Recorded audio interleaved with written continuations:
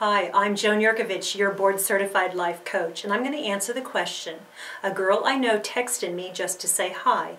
I found out later that she and her ex-boyfriend broke up, and he is someone that I know. Would it be okay for me to call her for a date? The way that you need to consider this issue is to think about what sort of friendship or what sort of acquaintance you have with the boyfriend. I think if you're asking this question, there must be something going on that you feel is a little bit gray, a little bit of a gray area that you need to think through a little bit more. Is this a person that you have maybe a business or a professional relationship with?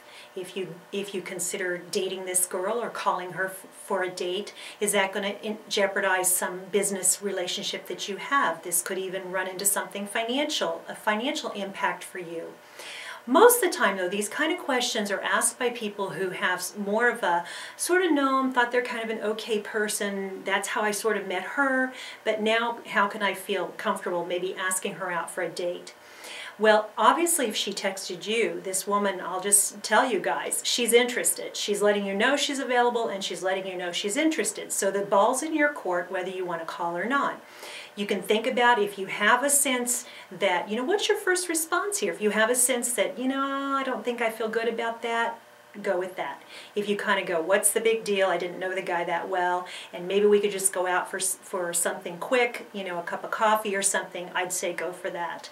The other thing you can think about if you have some question about this gray area would be to actually kind of think about the fact that maybe you could give it a little more time. Maybe she's hurting a little too much. If you heard they just broke up, that's never a good time to be the next one in line to start that relationship.